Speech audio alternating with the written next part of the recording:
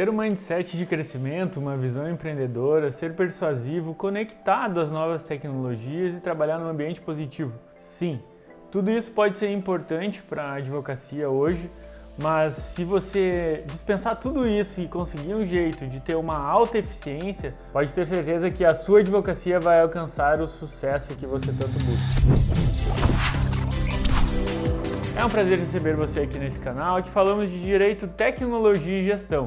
Se você gostar do conteúdo, se inscreva no canal e recomende esse vídeo. É óbvio que para ser um bom advogado você precisa ser muito bom em alguma área do direito, conhecer o direito material e processual. Afinal, esse é o seu produto. Mas não é só isso. Se a sua eficiência e a da sua equipe for muito baixa, com certeza a pobreza caminhará ao seu lado. Eficiência é produzir o máximo de resultados com os recursos que você possui. Na advocacia, isso se resume a medir a capacidade do trabalho de uma equipe. Vamos descobrir como medir isso? A métrica ideal para a produtividade é dada pela seguinte fórmula: eficiência geral igual ao número de processos dividido pelo número de pessoas da equipe. E a produtividade dos advogados pela seguinte fórmula: eficiência dos advogados igual ao número de processos dividido pelos advogados da equipe. Considerando que todos os casos do escritório têm uma média complexidade, que os casos mais complexos e os mais simples se ajustem, equalizem para atingir mais ou menos o mesmo resultado, a gente pode estipular que a produtividade geral alta é maior do que 200 processos por pessoa, normal em torno de 50 processos por pessoa e baixa abaixo de 100 processos por pessoa. E no caso da produtividade dos advogados, a alta é para uma faixa de 500 processos por advogado ou mais, a média em torno de 300 processos mais ou menos, e a baixa abaixo de 200 processos. Vou dar um pause agora para você parar e calcular a produtividade hoje do seu escritório. Tá, mas e se ele não sabe quantos processos ele tem? Imagina só, o cara é gestor do escritório e não sabe quantos processos ele tem, né? Ele tem que se demitir, né? Contratar alguém ali para botar no lugar. Bom, esses são números genéricos que consegui extrair de uma centena de escritórios de advocacia que compartilham os dados comigo e atuam com o advogado do autor. No caso de o escritório atuar só com casos complexos, de alto valor de honorários, com certeza essa média de alta produtividade vai ser um pouco menor. E o contrário também, se atua só com casos de massa, casos simples, com menores honorários, aí essa média aí vai ser um pouco maior.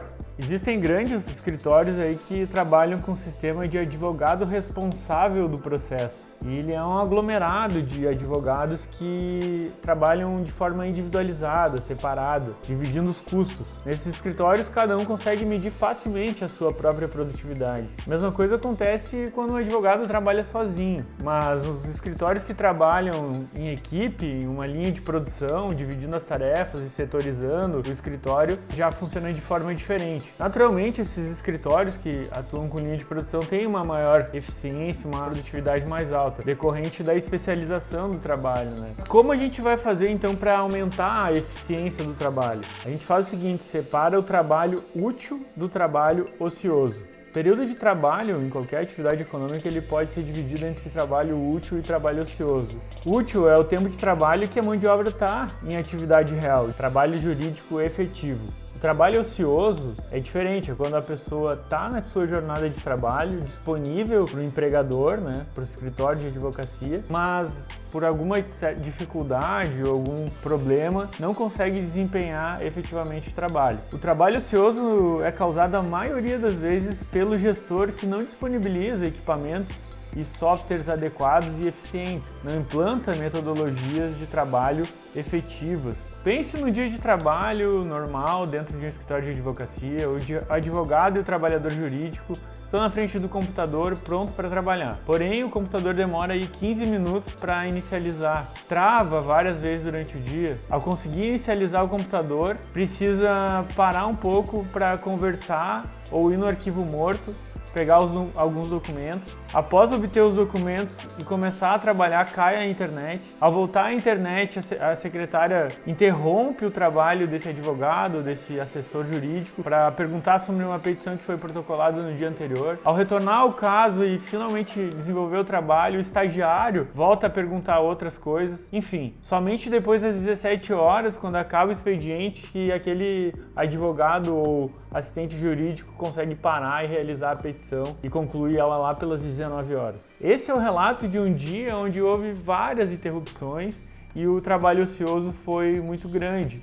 Às vezes, até maior que o trabalho útil. E apesar de não ter sido culpa desse advogado ou do trabalhador jurídico, ele não está preocupado, porque quem paga essas horas que ele não trabalhou vai ser o escritório. O que é extremamente justo, porque na verdade o ambiente de trabalho, o equipamento, o software inadequado, a falta de metodologia desse estabelecimento foram definidas pelo gestor. E é ele que realmente tem que pagar por esse trabalho ocioso. Essas micro-interrupções no horário de trabalho é a maior causa de ineficiência dos escritórios de advocacia. Estudos provaram que perder o foco de quem trabalha em temas complexos, atividades de alta complexidade, para retomar a atenção demora em torno de 14 minutos e conseguir se concentrar de onde parou. Parece pouco, 15 minutos de manhã, 3 minutos aqui, ali, mas se colocar uma equipe jurídica de 10 pessoas, são 2 horas e meia de trabalho ocioso por dia, que pode aí chegar a 500 horas de trabalho ou mais desperdiçadas em um mês. Em casos mais tensos, o trabalho ocioso pode ser amplamente maior do que o próprio trabalho útil. Imagina só o custo da metade da folha de pagamento da sua equipe sendo desperdiçada indo pelo ralo. Esse fenômeno é bem comum e já tem um nome, inclusive. É o ciclo vicioso da improdutividade, qual já falamos aqui no canal, vou deixar na descrição aqui para você também assistir.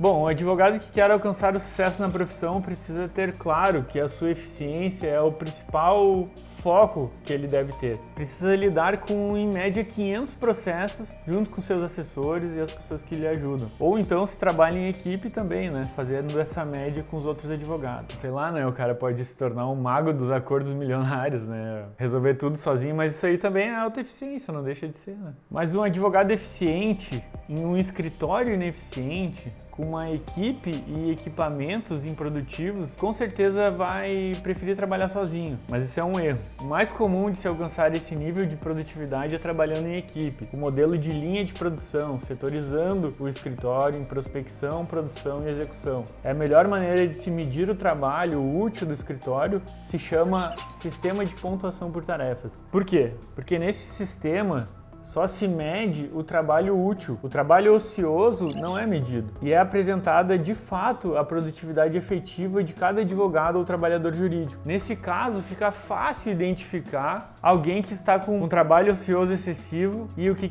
é preciso fazer como gestor para sentar do lado desse advogado, desse colaborador e identificar as causas que estão gerando essa improdutividade. Vou deixar aqui embaixo um checklist do trabalho ocioso na advocacia, o link para quem se interessar também por livro Otimizado, Escritório como uma Empresa Escalável, para alcançar a evolução aí no seu escritório e você alcançar o sucesso na sua advocacia. Que bom que você ficou até o final desse vídeo. Se esse vídeo for útil para você e para sua advocacia, então deixa aí seu like para que a gente possa fazer outros vídeos úteis como esse. Advogue melhor com o ADV Box.